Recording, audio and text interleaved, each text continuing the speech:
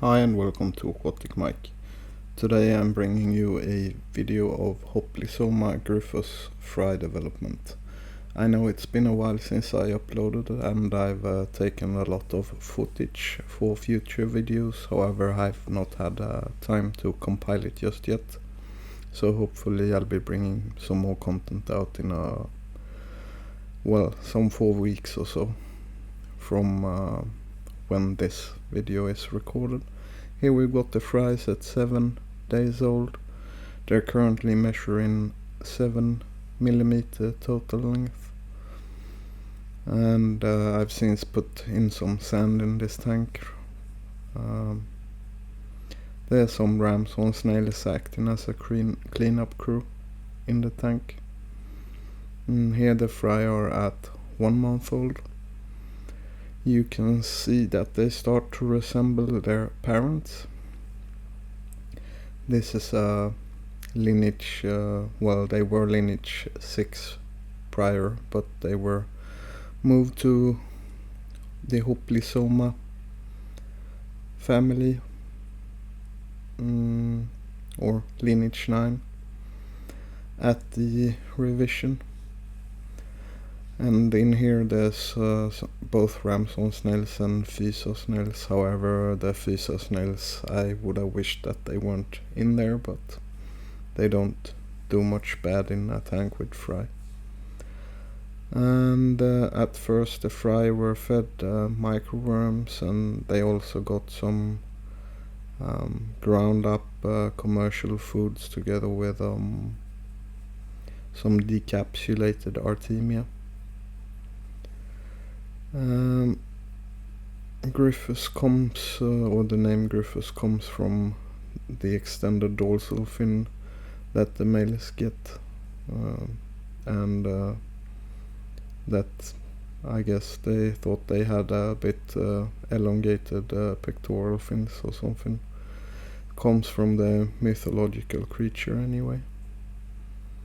And they originate from where Brazil intersects with Paraguay and Argentina, so Rio Parana down in the south of Brazil.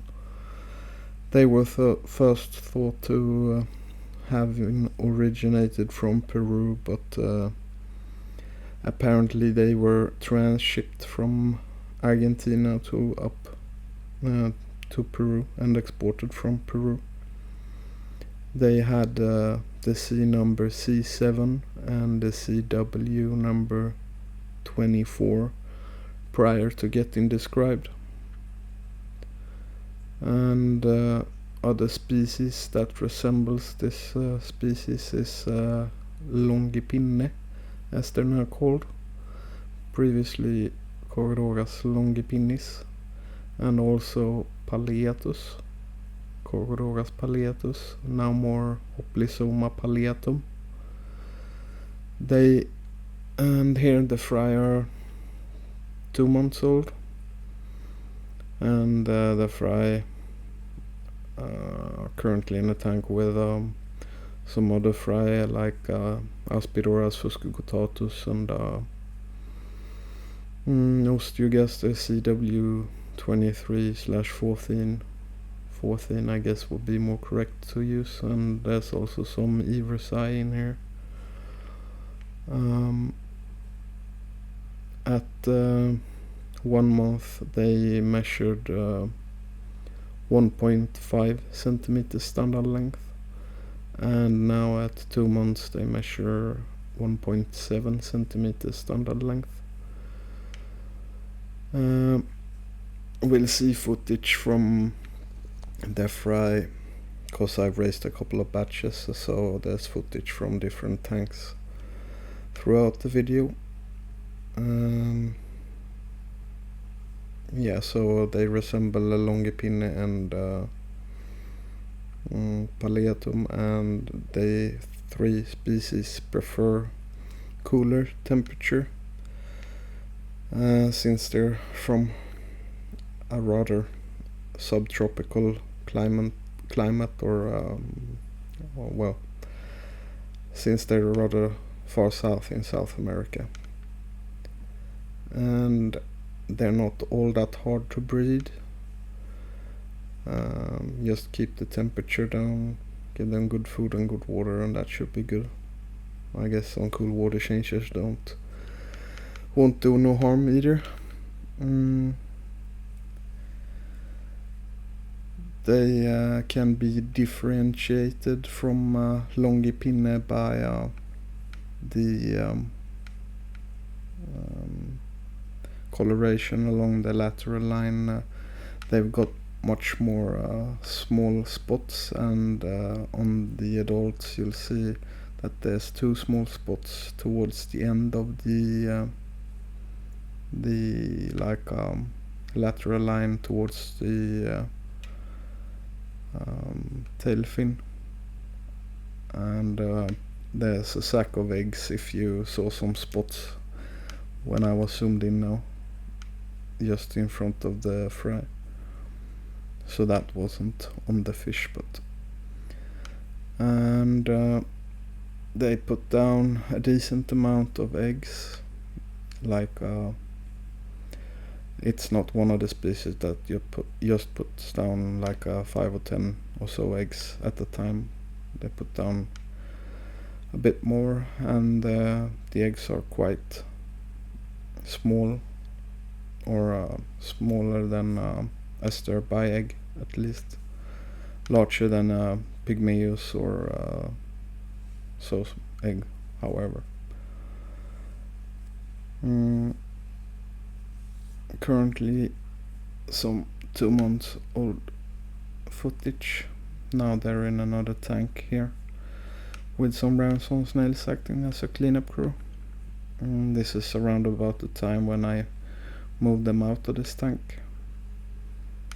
Later on we'll be seeing footage of the adults as well, and this tank they're currently in is a 10-liter tank, or 10 or 12-liter tank or something like that, just with a sponge filter, and the previous one was a 222-liter tank with under gravel filter, where we've glued glass along the sides to put gravel on top of the under gravel filter, meanwhile keeping sand to the side and in front of the under gravel filter. That's the footage that we came from.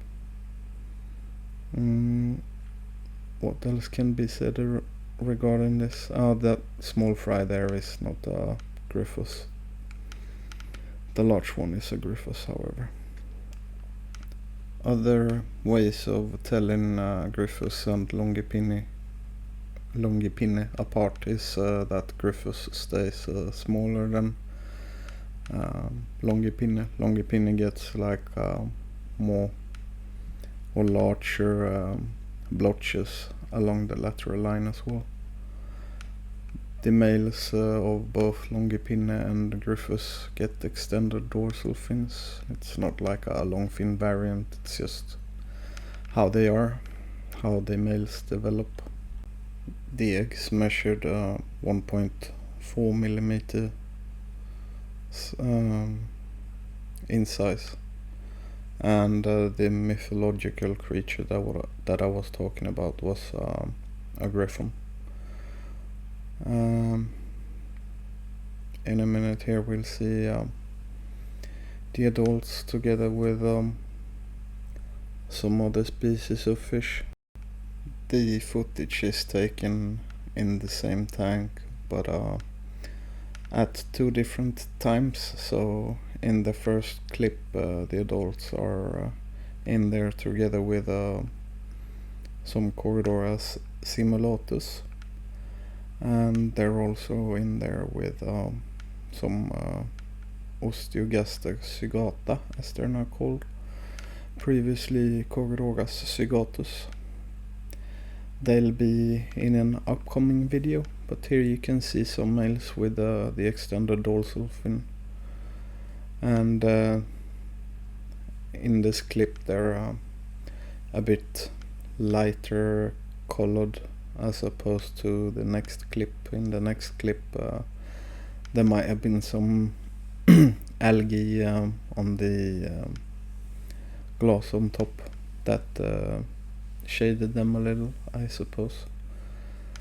And in a future video I'll share Osteogaster cygata, a fry development video from them. But they're in the same tank currently when I'm filming them. They're no longer in the same tank, however.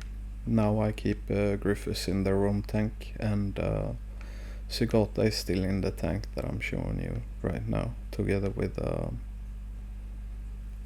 snow white pandas. And in this tank there's like an anubias and a mangrovey root and sand as a substrate and a Hamburg mat and filter, together with an Aquatic turbo pump. And there might have been there's also a Gastroderma species in the background there under the root. However, when I asked regarding the species, it was likely one that hasn't been described or hasn't gotten a C or CW number yet, but since I didn't know where they came from, they won't be getting one either, at least not from the species that I had in the tank. And now they're in here with some Hoplisoma trilineatum, and there you can see an Corydoras simulatus in the background as well. There's a bunch of them in there. This I think this is around the time when I first bred them, because this is older footage than the one prior. And as you can see now, they've got like two blotches towards the caudal fin, like rather small, and there's also some small spots further in front, but the males get the extended dorsal fin.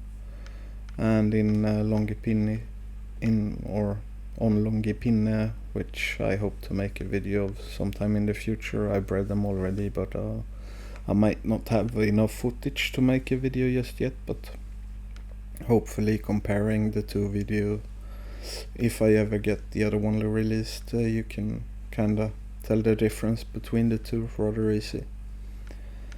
But yeah, these are often sold as Julii, like this trilineatum, as they're now called, Hoplisoma. And the simulatus is still called Corydoras, as it's lineage 1 straight snouted species, I guess, or semi-straight snouted species. I guess that was all that I had to say for this footage. Thank you all for watching. Please like, subscribe, share and comment if you haven't already, and I'll catch you in the next one. Take care. Bye.